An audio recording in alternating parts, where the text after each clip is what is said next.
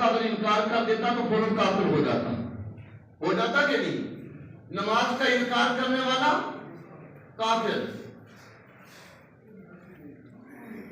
یہ کتاب ہے فضائل اعمال، ایک سنی فضائل اعمال کتاب ہے، وہ ہماری کتاب ہے، ہمارے مسلک کی کتاب ہے سنی فضائل اعمال۔ ایک ان لوگوں کے گھر کی کتاب ہے تبلیغی جماعت کی، اس کا نام بھی فضائل اعمال ہے۔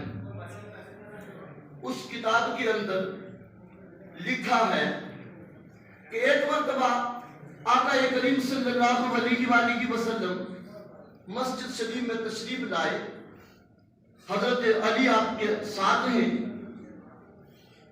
ایک شخص کو دیکھا کہ وہ مسجد کے اندر سویا ہوا ہے۔ آقا کریم نے حضرت علی سے ارشاد فرمایا علی اس کو اٹھا دو۔ حضرت علی نے عرض کی یا رسول اللہ آپ اٹھائیں تو زیادہ اچھا ہے۔ آقا کریم نے ارشاد فرمایا نہیں تم اٹھاؤ اس کو۔ حضرت علی نے اٹھایا، وہ شخص اٹھ گیا۔ حضرت علی نے دریافت کیا تاجدار کائنات صلی اللہ علیہ وآلہ وسلم سے کہ یا رسول اللہ آپ کا حکم زیادہ معتبر ہوتا ہے، اور ہم کون ہوتے کسی کے اوپر حکم کرنے والے؟ آقا اگر آپ اس کو اٹھا دیتے تو آپ کے حکم کی وہ زیادہ تعمیل کرتا۔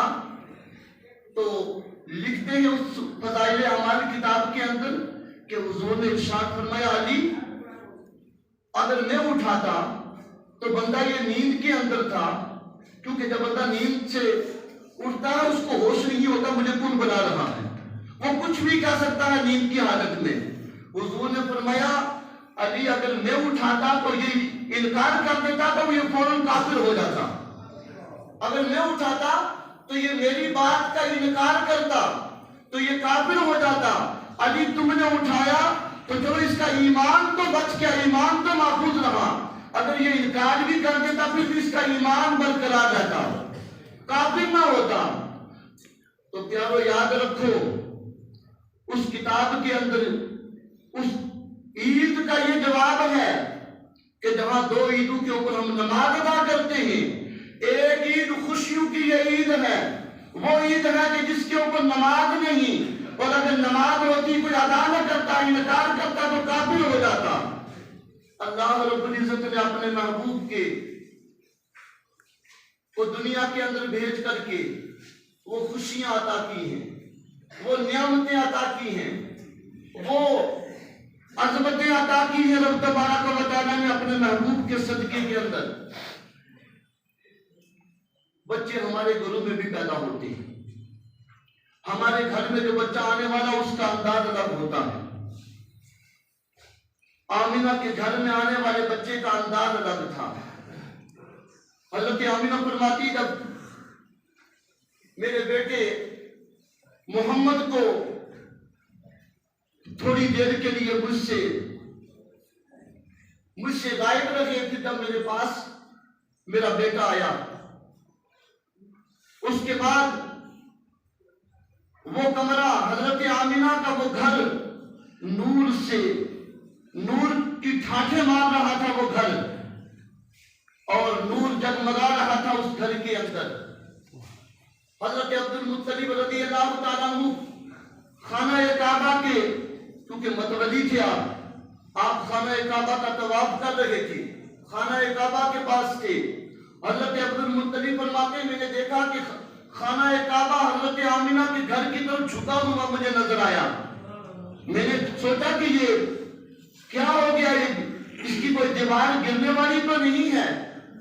تو مجھے حاطب غیبی سے آواز آئی کہ یہ گرے گا نہیں، بلکہ آج وہ آ گیا ہے کہ جس کے سامنے کعبہ بھی جھک رہا ہے، کعبے نے بھی جھک کر اس کا استقبال کیا ہے کہ آج کعبے کا کعبہ آ گیا ہے۔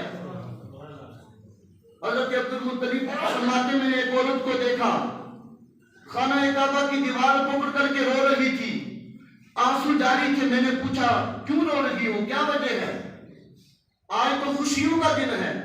کہنے لگی میں قبیلہ سعدیہ کی ایک دائی ہوں، حلیمہ میرا نام ہے، آئی تھی مکہ کے اندر کہ کوئی بچہ ملے گا، دودھ پلاؤں گی، غریب ہوں۔ حضرت عبدالمطلب فرماتے ہیں بچے تو بے شمار سب ہوئے، لیکن سب بچے لے کر کے دائیاں چلی گئی، ایک بچہ ہمارے گھر کے اندر بھی ہے، یتیم ہے، یتیم سمجھ کے کوئی لے نہیں گیا اس کو، اجرت کم ملے گی، اگر قبول ہے لے جاؤ۔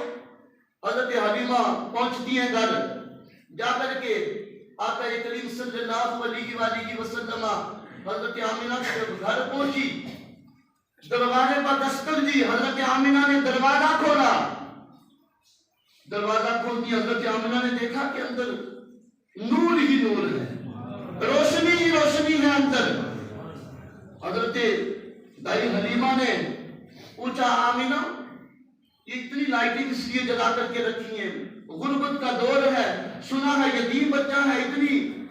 حضرت آمنہ فرماتی ہے پورے آسمان کے ستارے رب نے میرے مکان کے اوپر اتار دیے ہیں، اس کے استقبال کے لیے، اس کی روشنی کے انتظام کے لیے۔ دیکھو آنے والا بچہ بھی کیسا ہے۔ حضرت دائی حلیمہ فرماتی جو ہی میں اندر داخل ہوئی، میں نے اجازت لے کر کے بچے کی طرف جو ہی ہاتھ بڑھایا تو مدینے کے اس تاجدار نے، محمد عربی نے مجھے دیکھا اور دیکھ کر کے مسکرائے۔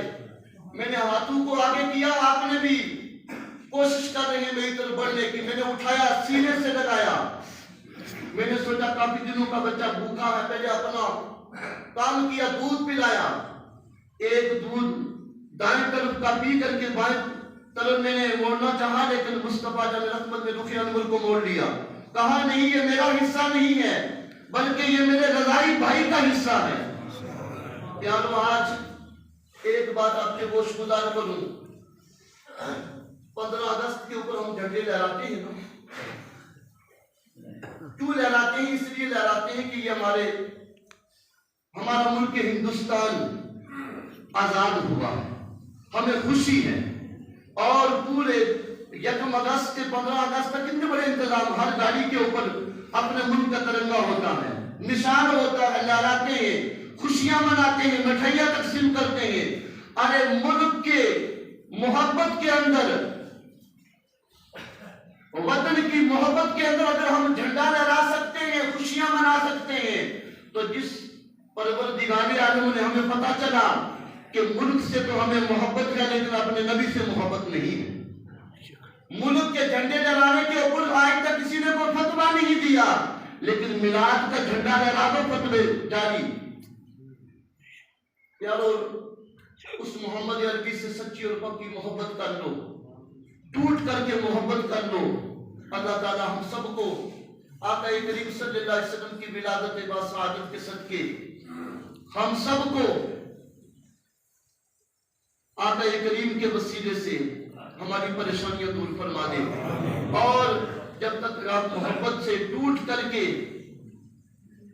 اللہ کے اس محبوب سے محبت نہیں کرو گے، اور بے عشق محمد جو پڑھتے ہیں بہاری، آتا ہے بہار ان کو آتی نہیں بہاری، تو جب تک ہم ٹوٹ کر کے محبت نہیں کریں گے، عشق نہیں کریں گے، جب محمد عربی سے ٹوٹ کر کے عشق ہو جائے گا تو پھر ہماری نمازیں بھی قبول ہیں، صدقات خیرات بھی قبول ہیں۔